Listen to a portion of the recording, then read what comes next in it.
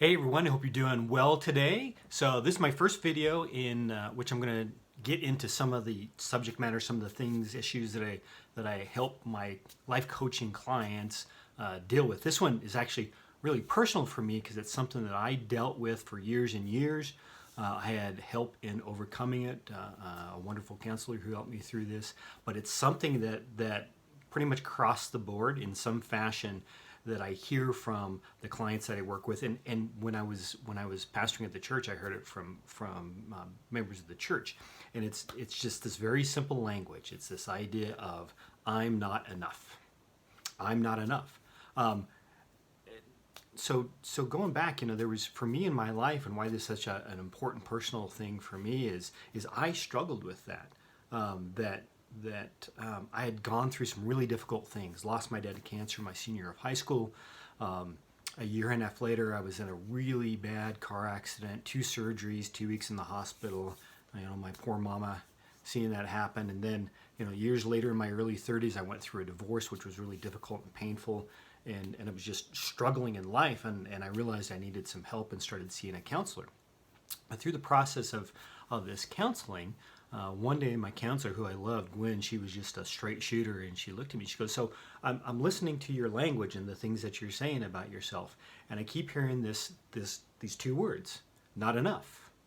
I'm not tall enough, smart enough, capable enough, and that was just part of my language that she was picking up on. And she asked me this one question, and this question changed my life. It changed how I looked at myself, how I processed the world and the information that it was feeding back to me, and it was just so powerful. And she asked me this question: what's enough? And here was my answer. I didn't have an answer. I did not have an answer for that question. And what it made me realize is this idea that I am somehow not enough of something was just a lie. It's actually a lie from the enemy to get us distracted, to get us from moving forward in who God created us to be. Because here's the thing that's happened for me within coaching is that I hear that language from people, and it isn't necessarily those specific words, but there's something within their language. I'm a language person. I pick up on these things, in which there is this comparison. Not enough is about a comparison, in which the language says, "Oh, I am less than these others. I should be more than what I am. I'm just not enough." And without exception, that I have asked that same question, what is enough? And they do not have an answer. And it causes so many problems and difficulties in life because there is this issue of comparison, and there is this issue of a standard that more times than not, almost 100% of the time, this idea of not enough is about some sort of standard that somebody's trying to live to. I had a client who said this perfectly to me. She said, I'm trying to live up to a standard not of my own creation.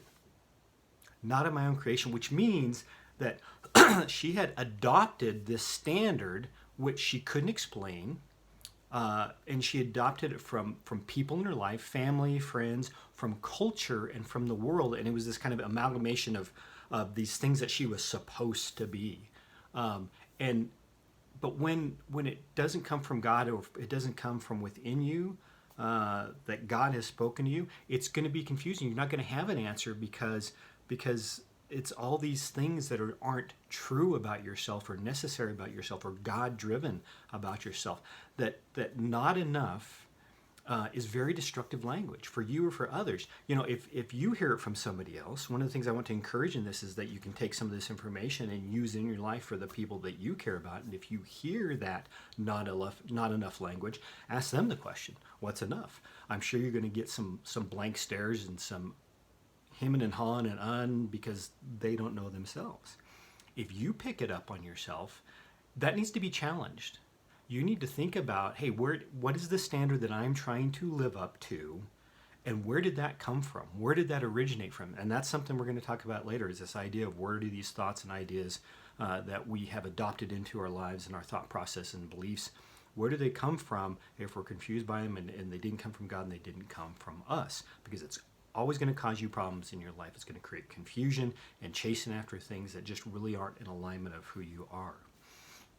So I want you to be aware of your languages around who you are and what you're capable of doing and all of those things. And if you're starting to hear that not enough language, you really need to challenge that around the idea of what is it enough and what is that standard that you were trying to live up to. Now, scripturally, the Bible has lots to say about God's standard for life and lots of things. I would encourage you to just do a study, to do a search about God's standard for us. But there's one particular scripture that I love. It's a life verse for me, something that I continue to go back to that speaks so much truth to me. And here's what it says. This is Romans 12:2. Excuse me. Don't copy the behaviors and customs of this world, but let God transform you into a new person by changing the way you think. Then you will learn to know God's will for you, which is good and pleasing and perfect. Now, for me, that's easy. I want God's will. I want this good, pleasing, perfect will, this standard that He has for my life, because, man, when I do it on my own, I'm a mess. It gets messed up. I cause myself all kinds of problems and troubles and difficulties. And so my encouragement to you today is pay attention to your language when you start to feel like I'm not capable, I'm not smart, I'm not.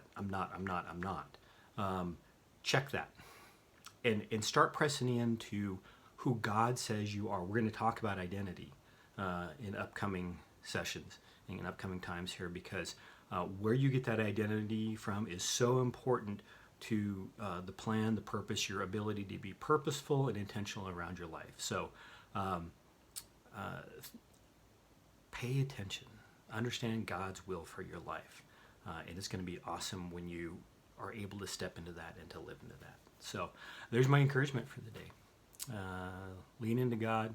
Let Him guide and direct you in these things. So again, if you have any questions, any thoughts, I would love to get feedback on your thoughts on this. Any stories, any things that really hit for you on this, that this is more than just me talking and you listening, that my hope in all of this is that that this is not only something that's beneficial to you, but the people in your lives, and maybe something that you have to say would be beneficial to other people that are listening or watching these videos. So, all right, God bless. Have an awesome day. Stay warm and safe.